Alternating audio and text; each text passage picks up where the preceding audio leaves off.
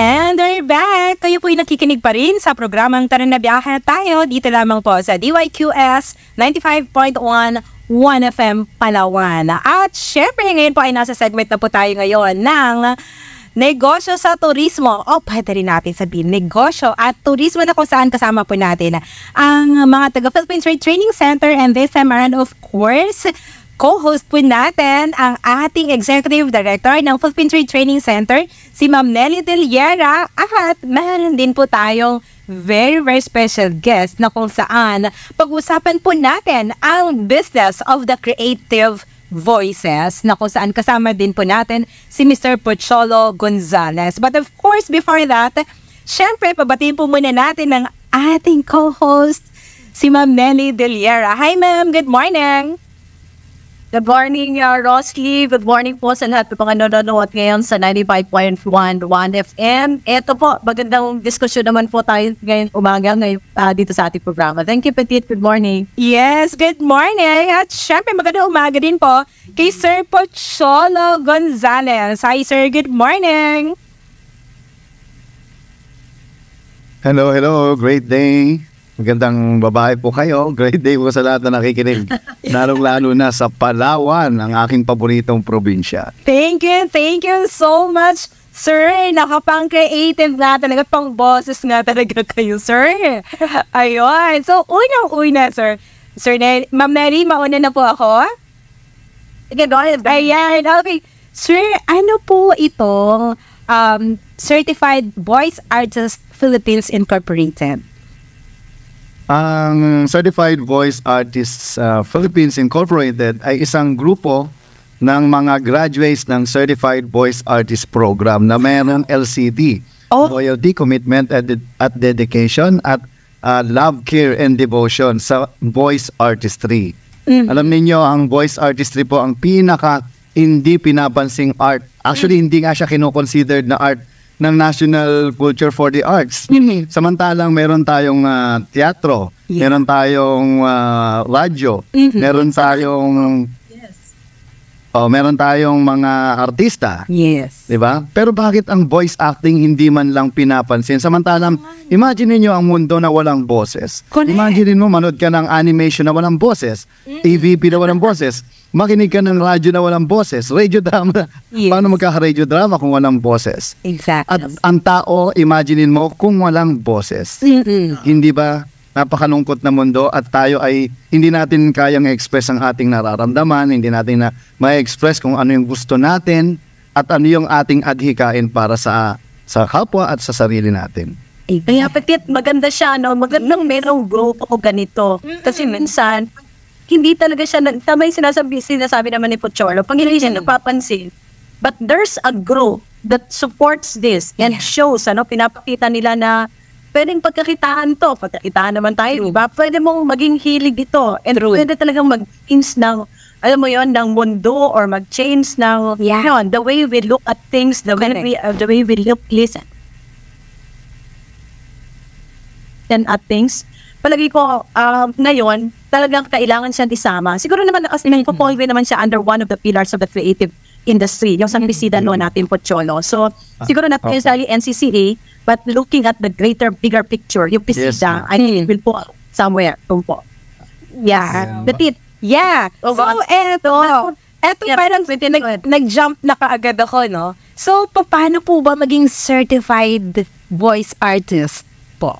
Ayan, bago po ang lahat, nais ko munang bumati sa inyo yung isang dakilang araw. Yeah. Opo, great day po. Yan po ang aming pagbati sa aming grupo na Certified Voice Artist Program.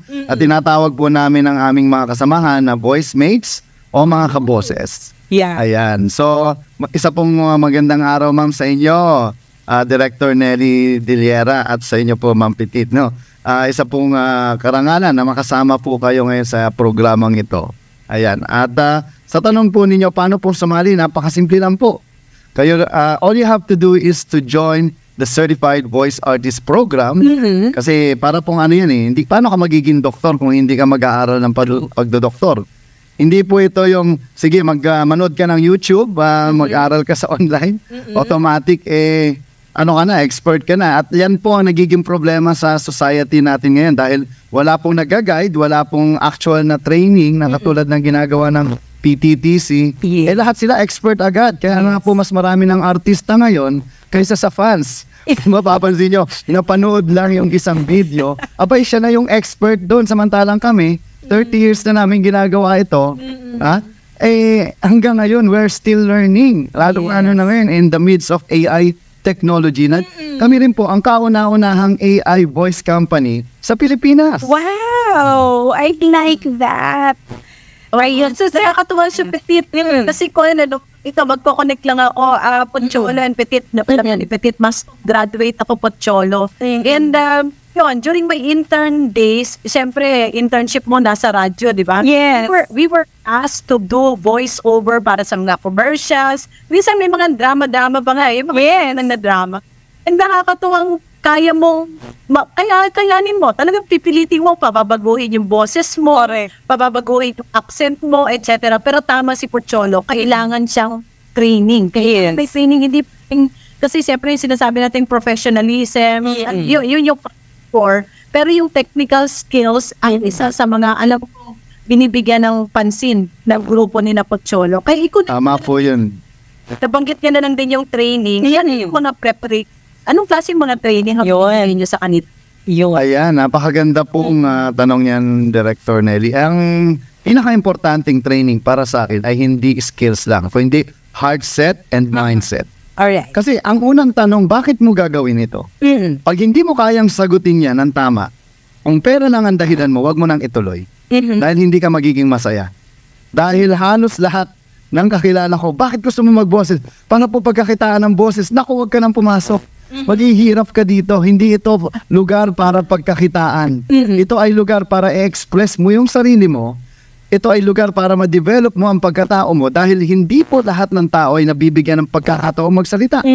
Dahil ang pagsasalita po ay naka-reserve lang yan sa mga iilang tao. Halimbawa po sa isang convention, ilan po ba nakikinig sa nagsasalita? Hindi po ba usually isa lang yan? O tatlo? Kung ilan lang yung speaker mo? Ito po ay isang pagkakataon lalo na with the advent of technology. Yeah. Katulad po nito. Ito po, at tama po yung sinabi ni Director Nelly kanina, no? Yung, saan po kayo graduate, ma'am? Sa UP rin po ba? Yes. Sa UP po. Pasko. Ayan, parehas po tayo. Sa UP Diliman din po tayo nag-graduate ng college. At nung bata po kasi ako, wala kaming TV. Ayan, magkaka-school pala tayo. Nung bata po kami, ako lalo na, wala po kaming TV. The only means of entertainment na meron po kami ay ang radyo. So nung bata ako, alas 8 pa na ng gabi, nakikinig ako ng radio drama. Ang title ng radio drama, Gabi ng Lagim. Ganito yung naririnig ko. Ang gabi ng lagim. Si Utoy at si Lola Tasyo ay naligaw sa kagubatan. Ha, Lola Tasyo, ang sarap maglaro sa puno. Ay, naku, sabi ko naman sa'yo, huwag tayong maglaro din eh. Di nabituloy tayo. Ha, Lolo, may gumagalaw sa puno. Sino kayo? Ang kainin ko kayo. Naku, tumakbo na tayo, bisa mo po. Ayan. So, nung bata ako, natutuwa ako sa narinig ko. Di ba? Tapos, ginagaya ko po siya, ma'am, no? Ma'am Nelly, tsaka. At talagang tuwan-tuwa ako. At little that I know na voice acting pala yung tawag doon. So, nung nag-college na po ako, doon ko na-realize na sumali po ako sa isang voice acting competition sa DZMM, no? Ako po yung nag-champion at ako rin po ay nabigyan ng pagkakataon magkaroon ng radio show at age of 16 years old. So, nakakatuwa na feature din po tayo sa Balitang K noon at ako po pinakabatang kinilala noon na nag-broadcast at dahil po doon nakita ko yung potential ko at nilinaw ko yung sarili ko dahil alam niyo naman ang politika sa mga network, no? Talaga nag-audition ako, sinubukan ko sa lahat. Sabi ko, aba, ito ay isang artist, kumbaga isa akong voice artist at isa po itong art na dapat linangin, i-develop na hindi po pinapansin. Sabi ko, theater actor po ako nasa speech communication at English creative writing.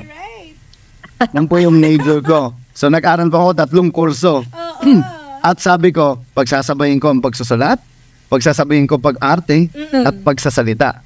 At doon po pumasok yung voice acting. At nung ako po'y nakatapos ng kolehiyo, tayo po'y pinalad na makarating sa Amerika na scholar. At ako po ay nag-aral ng voice acting din po doon sa ating mga kaibigan na nasa Amerika. At dinala ko po ang principle na yan dito sa Pilipinas. Kaya yung sa Disney tayo naligaw at nung 2008 nga ay nabuo namin ng cutting edge sila Sir Jesse Lasatin, yung dayo sa mundo ng Elementarya. So yan po ang kauna-unahan 2D, 3D movie sa Pilipinas na ako po naging isa sa mga bosses at nag-voice direct. At yan po ay world-class quality, no? Ito po ay mala Disney talaga na sobrang binigyan ng pondo, panahon at puso sa paggawa ng animation na to. Oh, Losli at Bochono, curious lang ako, anong klaseng mga training ang binigyan kanila? Yes, oo. At Ayan, ang training po. Again, una-una po yung pagma-mindset at heart set. Bakit ito ang kailangan mo? Kasi pag hindi po nasa puso yung ginagawa, ay wala pong kwenta yan. Kung pera-pera lang ang dahilan, ginagawa mo lang yun for the sake of creating it. Ang una po, syempre, ang how to learn how to discover your own voice. Kasi pag hindi nyo po kayang i-discover yung sarili nyo, how to find your own voice and how to love your own voice, ay di ba tayo po Ma'am Nelly, no, yung una nating narinig yung recorded voice natin, para bang cringe na cringe tayo. Ano ba? Yung boses ko. Ganon. Iw na iw tayo.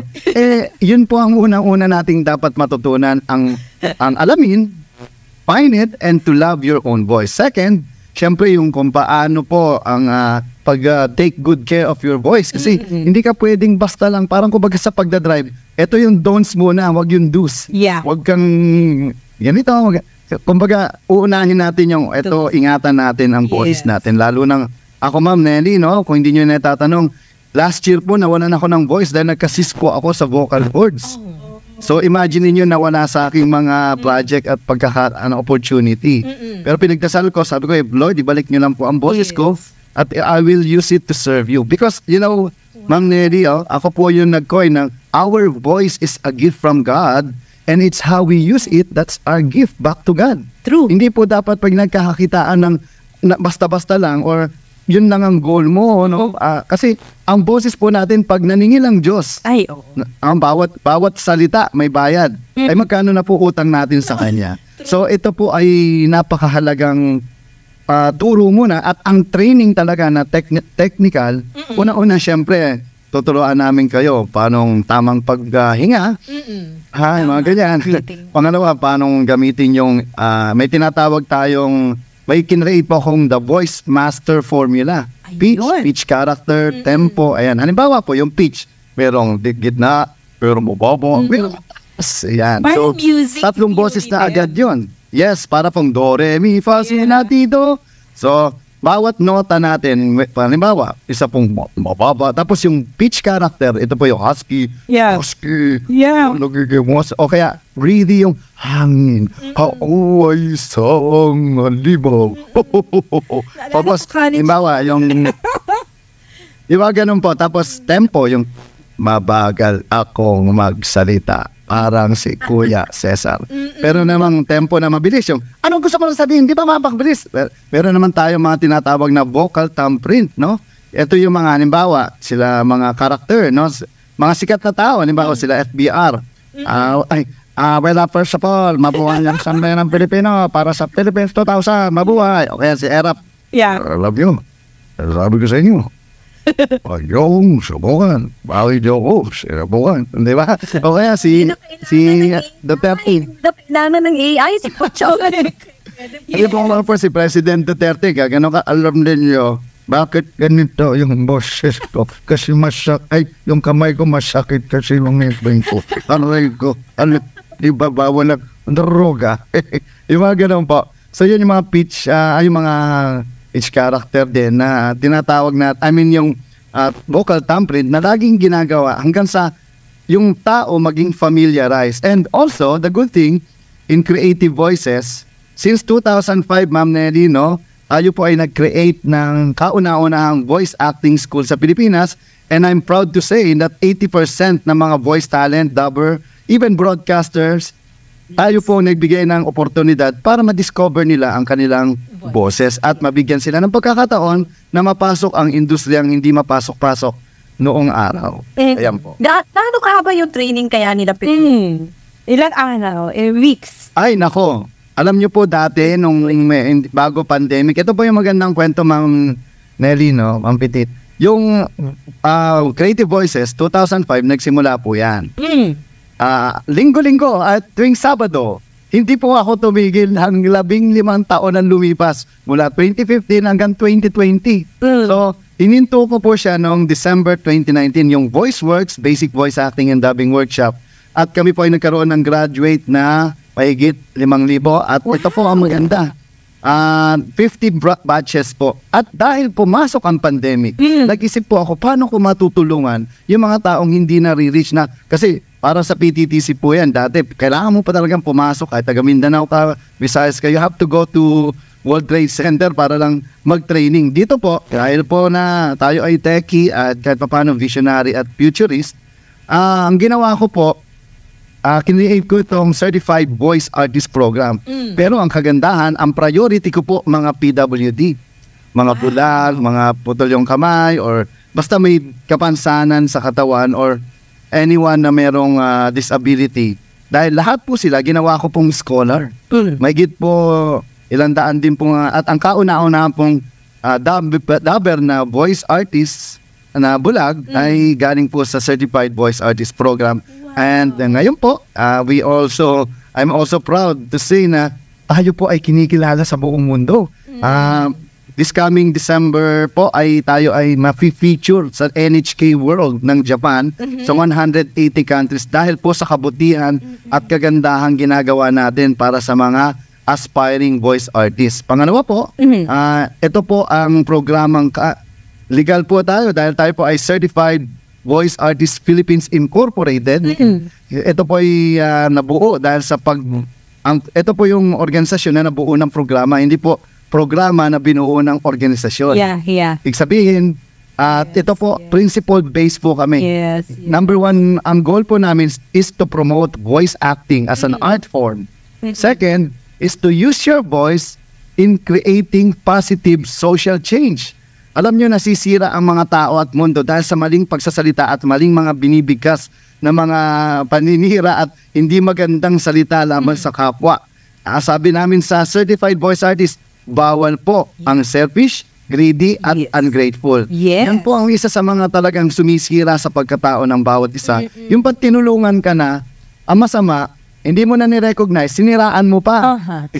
Diba? Yan po ang nagiging problem natin sa lipunan natin na sobrang, ako naniniwala ang mga Pilipino may puso. Ang problema, kapag pera na po ang nasa isip at puso, ay nasisira po. Doon po nakukurap ang mga tao at hindi na i-recognize kung bakit sila gumaling, sino nagturo sa kanila. Sila na agad ang expert, sila na agad yung number one at magaling dahil sumikat lang, nakilala, abay, kinalimutan na kung saan siya nanggaling. Kasi naniniwala po kami sa Certified Voice Artist Program na ang tunay na mahusay at magaling, hindi itinatanggi at kinakalimutan kung saan siya nanggaling. Yes! Yan po. Agree.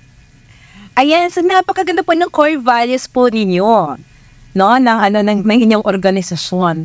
So, eto po, kung may mga parang series po ba, stackable po ba ito, yung mga program courses?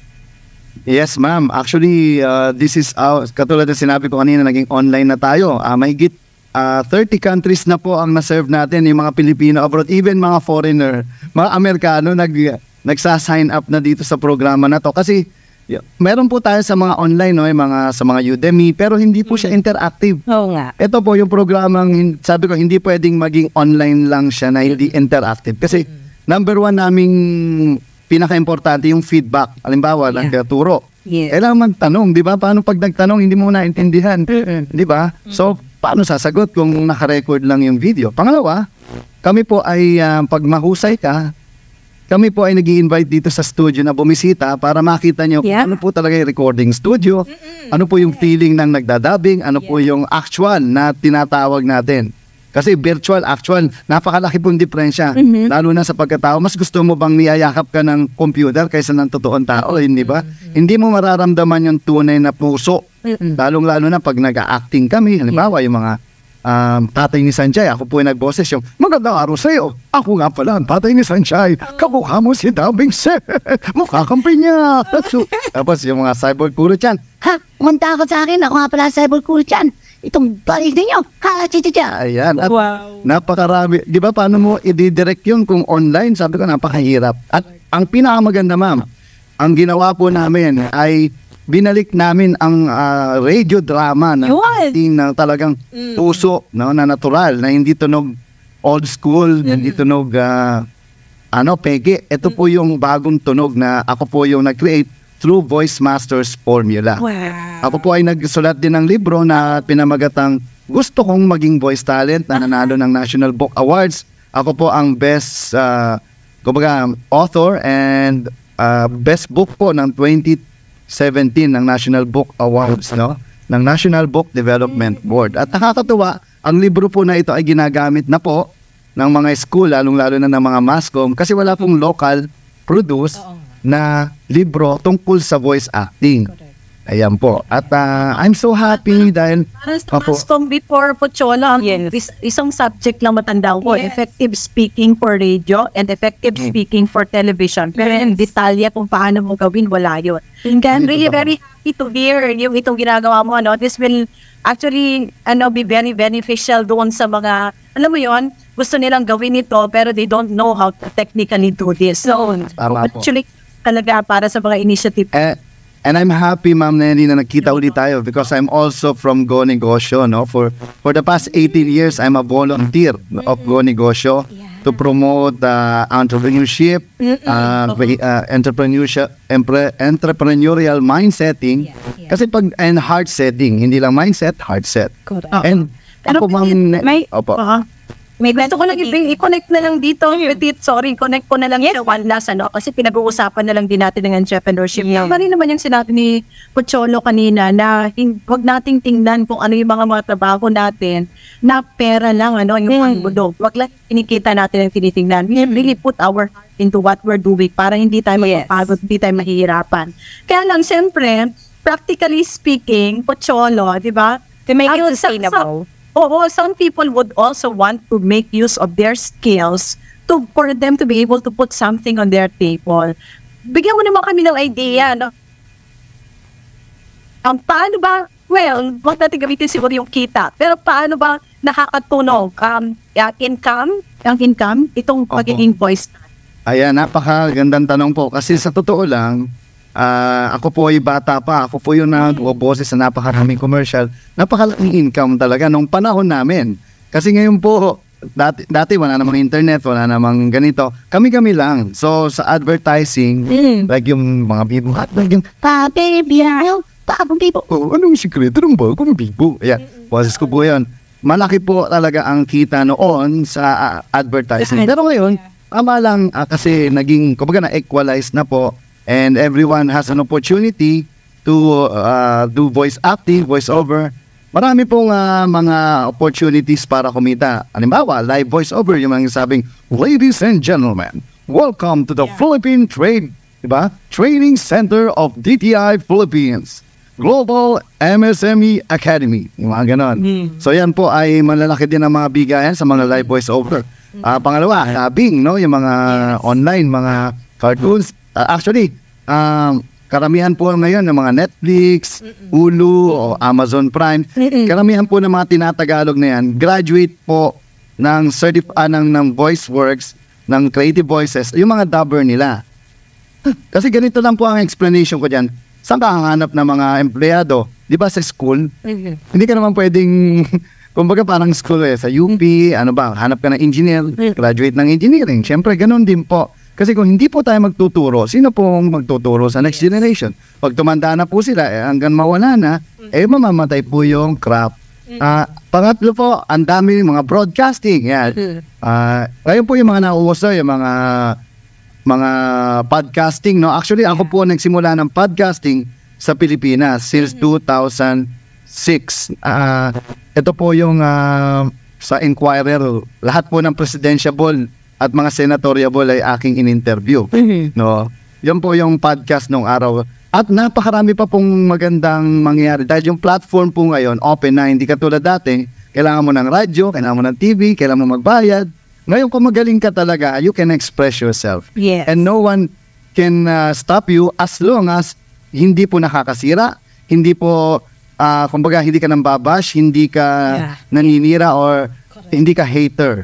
So, tandaan nyo, if you create a culture of sharing, giving, and loving, and caring, you'll never get wrong. Katulad po ng ginagawa ng Certified Voice Artist Program that we volunteer our skills and talents, and I'm so happy that PTTC through Director Nelly Tillera, we are now partnering with them. Ngayong araw na po ito ay kami ang host ngayon sa event na gaganapin sa PTTC. Marami pong salamat Nelly for this opportunity to share our talents, because we believe in Certified Voice Artist Program or CVAP Inc. that our voice is a gift from God and it's how we use it. That's our gift from God, and someone out there needs to hear your voice. Correct. I agree on that. Sir, ma'am, basahin ko lang po ito, no, galing kay Sir Ernie Sarangaya. Sabi po niya, dati po akong scriptwriter, director at voice talent sa isang radio program for children. Ginagamit ko rin po ang iba't ibang voice ko sa puppetry and ventriloquism. Ako po rin po ay isang puppeteer at nagtayo po ako ng isang one and only interactive puppet museum dito sa Pilipinas, yung Puppet House. Ito po ay na-feature na rin sa ibang bansa. Nagbuo din ako ng sarili kong group na Creative Visual Value Media. Kasama po dito ang puppetry, magical excursions, mime, balloon twisting at iba pa pong visuals na nagagamit sa entablado. Nagbibigay po ako ng seminar at workshops. Gusto ko po makipag-ugnayan sa creative industry. Tapos sabi po niya ay nakakatuwa na tinuturuan ninyo po ang ating mga kasamahang kapwa para ma-empower po din. Tinuturuan ko rin po ang visually impaired dito sa Palawan para makapag-puppet. At sabi po ni Janice Shanti, siya po ay isang DJ dati sa RGMA.